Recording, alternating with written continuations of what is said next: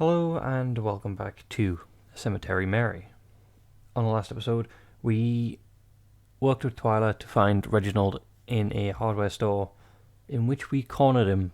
Well, I say we cornered him. He kind of just approached us, and because we twigged onto the fact that he has chemicals such as poisons, it has been suggested that we, as Mary, tag along and see why he's using them. So we're potentially going to handle a rat problem for him. It's pretty much all there is, really. We're just spying on Reginald. So, with that, how do you plan to catch it, if I may ask? Oh, I get a feel of your apartment first, and then I'll see the best method to go about it. Sounds reasonable to me. Eventually, we made it to Reginald's apartment building. Most of the apartment buildings within the city are kind of cramped. Reginald's was which was not much different. Despite this, it didn't look half bad. The outside seemed pretty clean, and there was a parking lot right next to the building. It was convenient that he didn't have to park on the street. Pulling up to it, it was also a lot bigger than I anticipated.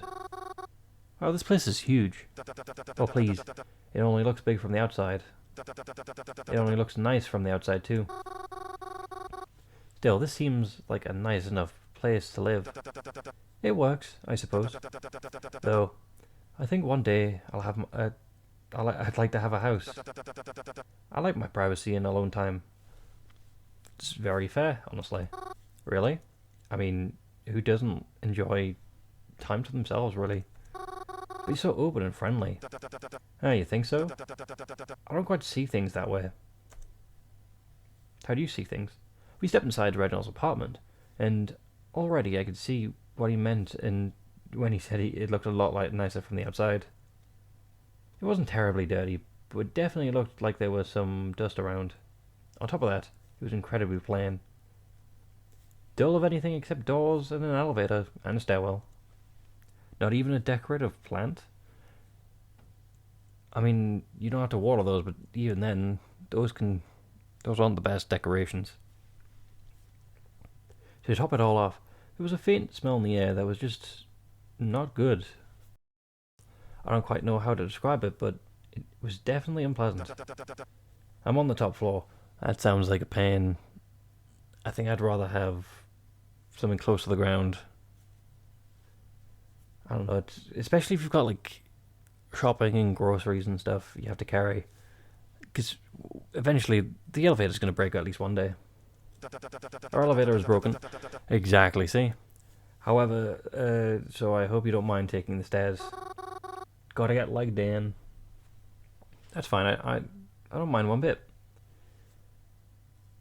Also, right. I know obviously rats can climb, but would a rat automatically go to the top floor? I would assume it would want something in the middle, right? Because it's away from, well, birds. Because obviously, well, depending on the type of bird, I guess, because a pigeon's not going to go after a rat. As we walked up the stairway, I texted Twyla to let her know I arrived, as well as his address, just in case she needed the information later. She probably would have asked for it, so... Reginald's apartment was on the 5th floor. Fifth isn't that high, actually. I'm thinking like 12. It was a long walk up the stairs, and once you're at the top, it felt incredibly high. I was looking out the window in a narrow hallway as he fumbled with his key and unlocked the apartment door. It only occurred to me after the fact that I probably should have offered to hold his bags for him, but I was distracted. He got the door open though, and then welcomed me inside. I mean, this looks nice. Well, here we are. I hope you forgive how messy things are right now. I mean, we did insist our way in. Messy? Reginald has nothing has nothing out except his furniture. Right. but he has something he wants to hide. None of it seemed overly dusty or anything. Well, I suppose I should. Just right then, Reginald got a phone call. Ah, terribly sorry, but I believe I have to take this. I'll be just a moment, but please do make yourself at home. I mean, I suppose this is where we start snooping around, right? Reginald excused himself into seeing what to be his bedroom. I took a quick glance at my surroundings and to get a feel for things and where I should look for evidence, I guess. Reginald's apartment was a bit smaller than I had expected, but he seemed quite minimalist. I don't know how much he was allowed. I don't know how much he was allowed to change about his apartment, but even still, I don't know how much evidence I could find when it seemed like he hardly owned anything to begin with. I took out my phone to text Twyla. I mean, wouldn't it looks like obviously a regular modern day phone? So wouldn't it be best to record things instead of texting? Because then you could just send it as one big message. I hoped she would respond quickly before Reginald came back. I'm in his apartment now, but I'm not quite sure what to do. He left to take a phone call. I know I should look around for evidence, but I don't know where to look. Well, look somewhere and try at least, instead of texting me. Twyla, you asked for updates. Do not start this. Even something small could be important. It's true. Okay then. I mean, she's right. I've got to look somewhere. We can't do the bedroom, and we can't text Twyla. If we go for the hallway, we might find something else. Things can be hidden in drawers and cabinets. Let's check the bathroom. I opened the door to Reginald's bathroom. It was pretty tiny, cramped, even for a one-bedroom apartment. I looked in some drawers. There was nothing, but really struck me out to be suspicious here. And I left the bathroom. Okay then. Kitchen cabinet. I walked into the kitchen area and quietly it started opening some of the cabinets. I couldn't find much in here. The only thing that could have potentially struck me as suspicious is the bowl of drain cleaner. But it kept right under the sink. It's not weird. Normal drawers, and I opened the drawers in the end table and was sitting behind the couch. There's nothing really in here except some keys and some spare change. I closed the drawer. What's the keys to? It can't be to the apartment because he has them on hand, right? Cool, I guess hallway then. I peered into the hallway using a peephole on the door. Oh, okay, the outside apartment. Okay, I don't know what I was looking for exactly. Faintly, I could hear murmuring people on the other side. It sounded like his neighbors were talking to someone out in the hall. Cool, I guess the only thing left is the bedroom, which I almost clicked bathroom. I quietly snuck over to Reginald's bedroom door where he was taking the phone call. I felt bad listening in on this conversation, but I couldn't really hear what he was saying. But he sounded frustrated, not angry, just frustrated. I stepped away from the door. Oh well, time to text Twyla. I was having a difficulty seeing anything suspicious. I was about to text Twyla and ask if she had any ideas what I could do, but before I was able to text her, I was hit again with an unusual and pleasant smell. It was stronger this time.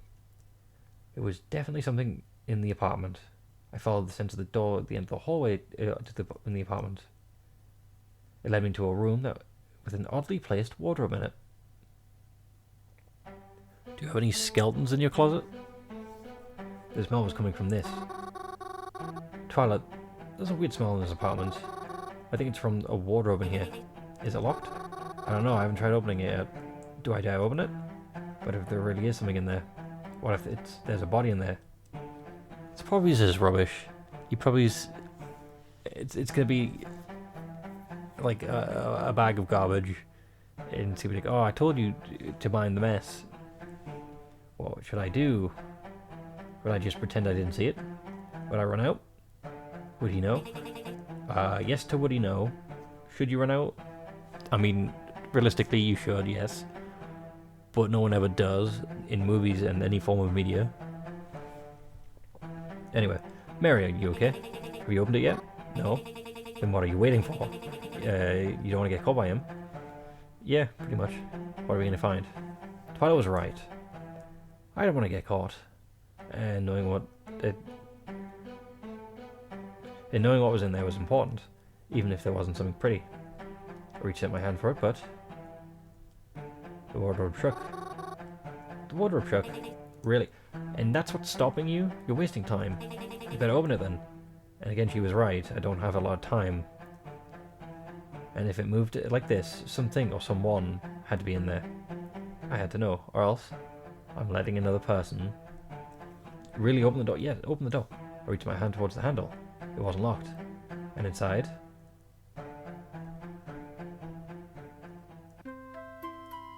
it was a nest of rats.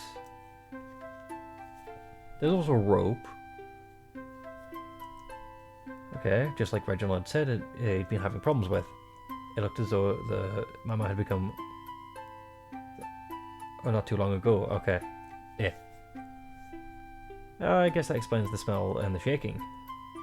I felt bad for doubting him now. It seems as if I had woke up the rats.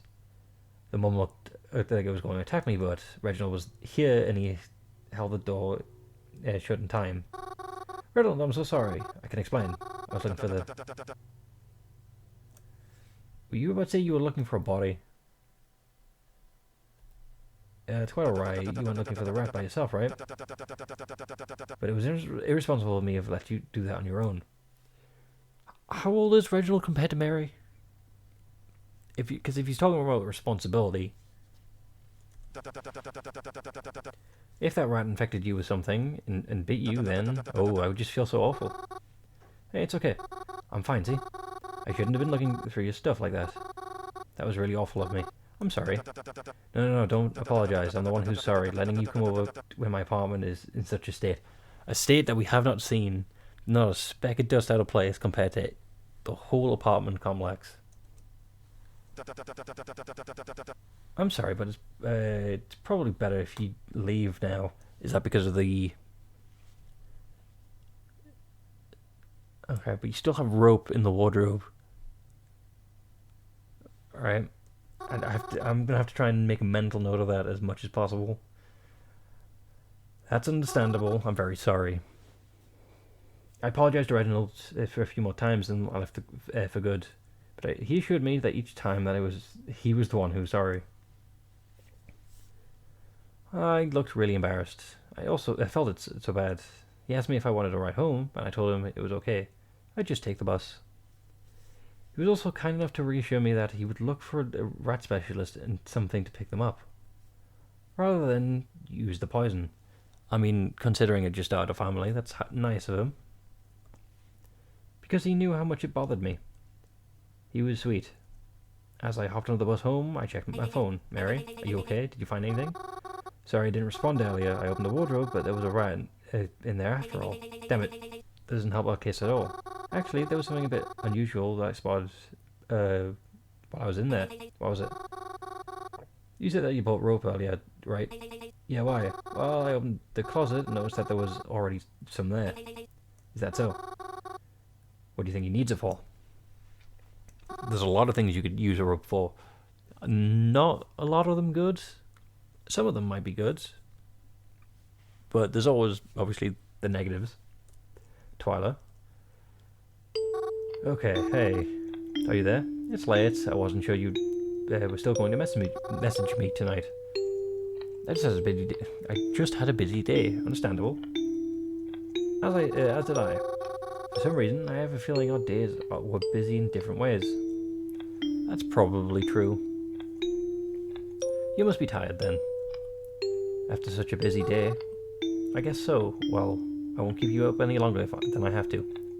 As long as you're safe, that's all that matters. Hoping to see you soon. Good night, Mary.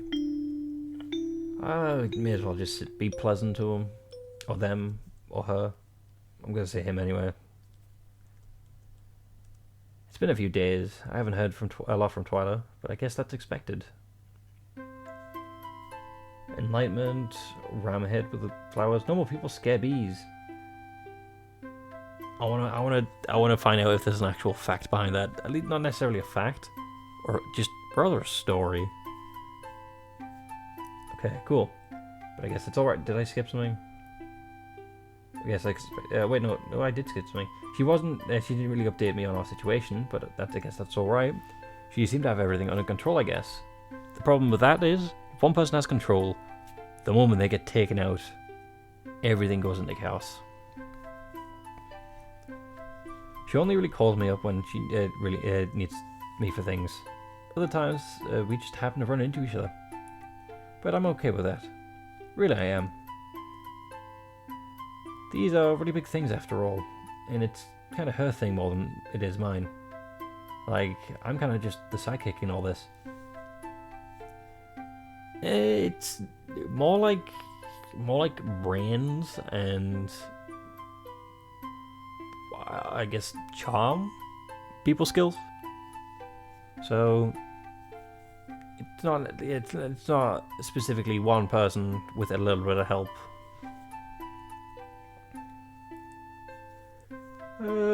I know it's really important, not just to her, so I try to not add more stress on her shoulders.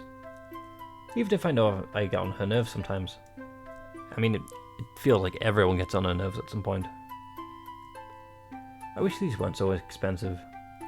I mean, I know I'm not poor, but with these prices, I will be. You don't have to buy them. Well, you might do. I don't know the situation. Was that my phone? It is. It's a text from Twyla. Does she need me for something? It's a good thing I'm already out, if that's the case. Hey Mary, you there? Thanks for the help a few days ago. It actually helped me a lot. I'm very appreciative. You did a terrific job. You really think so? I don't think this is Twyla. I immediately think something's happened because she's being nice. Someone has kidnapped Twyla and they're going to use the phone as bait. I'm so happy to hear that. Even if I didn't see how I really helped that much. I have a question for you though, although it's kind of last minute. Do you want to come over to me for dinner tonight? Oh, really? I mean, sure, I guess. Why do you ask? It's kind of sudden after all.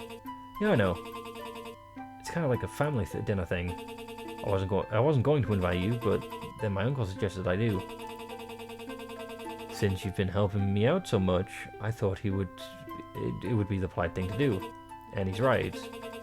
That's why I'm inviting you now. I'm still suspicious until we go there and actually see Twyla herself. I'm gonna have my doubts. You don't have to say yes, but again, it's just the polite thing to do. Oh, yeah, I'll come. Sounds really nice. Thanks for inviting me. So, you're coming then?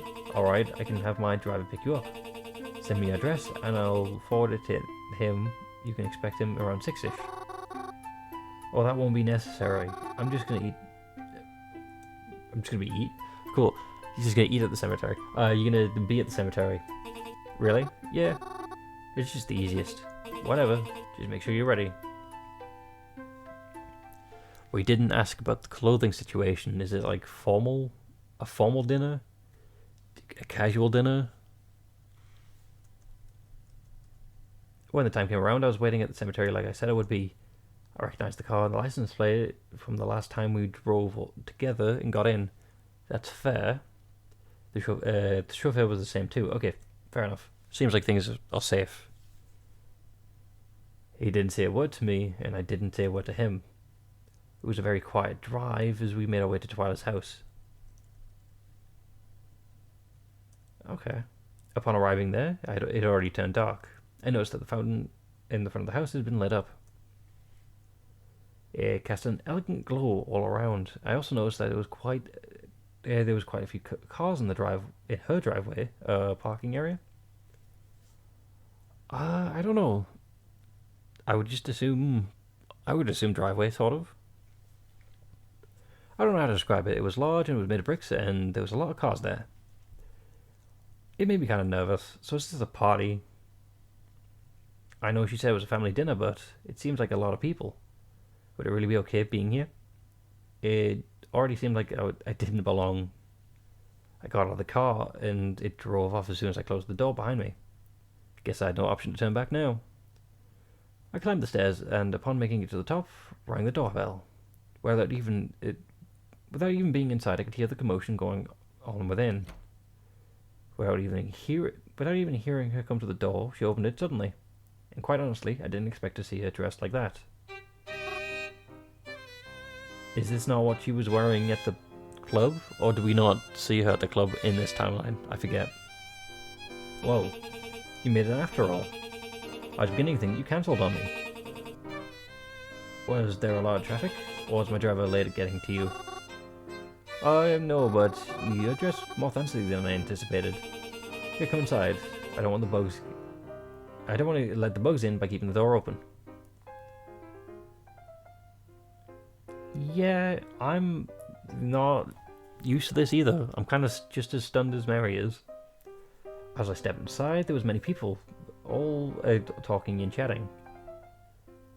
Some had glasses of whatever alcohol it was, and some had little plates with them. I don't know. I feel like I'd probably go for the alcohol in this situation, but I'd probably end up being the one that drinks too much, makes a mess. But all of them would dress extremely formally.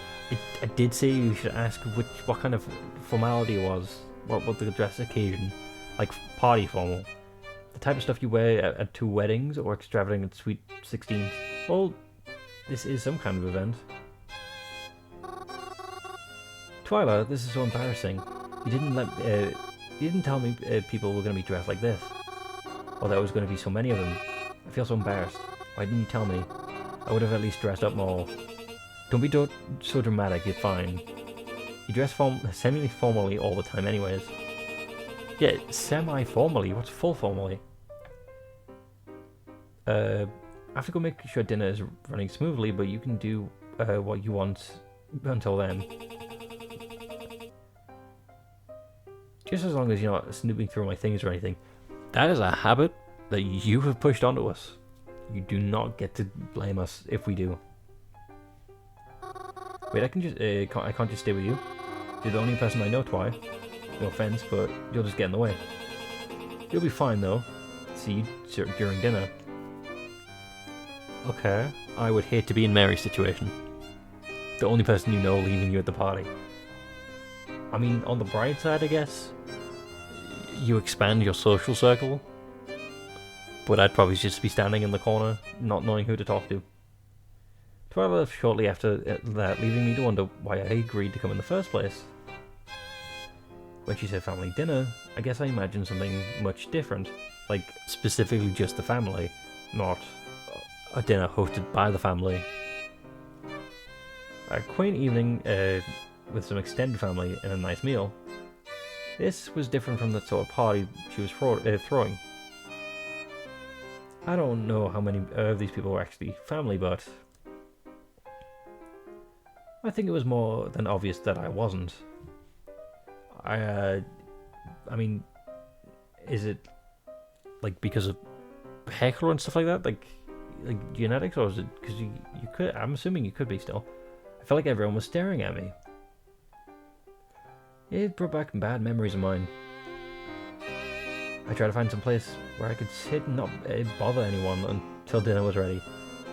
It's so relatable. Eventually, I found the couch in her living room. It was surprisingly empty. I took a seat. I tried to look as normal and small as possible. I'm assuming we're gonna run into the uncle, right? It's the only other person we've met, unless we're about to meet someone new. I already didn't feel welcome here, and I didn't want to take up more room than necessary. I tried to stay on my phone for the most part, but it felt rude to be doing so. Some people think so, yeah. Even though I wasn't talking to anyone anyways, it just felt inconsiderate to be on my phone. Putting it down, I really couldn't help but how I felt, though. Although I didn't join into any conversation, I did hear one that caught my attention. Don't give me that look. You know this place. The bookstore on 4th, run by the old guy. Well, that one? Bookstore on 4th? That was the... Yeah. That was the bookstore Twilight and I went to. What happened? What happened with all that, anyways? Read the newspaper about read the newspaper about it, and... Newspaper? You didn't just watch it on TV? No, I prefer to sit and read it with some coffee. Anyways, like I was saying, they confirmed his death the other day. Why did he die? Really? Wasn't he brought into hospital? Hell if I know, the article didn't say. All it said is that he was found with multiple stab wounds, bleeding out on the floor in his own stall. Okay, so... That sounds more like a butcher than poisoning people. Unless everyone's death has been different. Well, not necessarily specifically different, but his death has been different each time. I don't even think they found him until morning, but they estimated he died around closing time. I didn't hear any, about the hospital, but it seems he's dead now, regardless. I felt heartbroken. That was the bookstore owner. Twilight made me distract. I didn't even hear of his death. How long ago was it? Did I miss it? Did they have a funeral already? I mean, if you're wondering about this, why don't you go up and ask? I know it's... You can always apologize for overhearing the conversation. But this is kind of a serious matter, I guess. He was so nice to me, though. But his store was so empty. So, if his store was empty, was the butcher looking for something? Was he all alone in the end? That's usually how murder goes. You're not gonna murder in front of everyone. Is this my fault? How is it? Mary, how's it your fault? Death follows me now. You hang out in Death's playground. Well, not his playground. His trophy room. You hang out in Death's trophy room.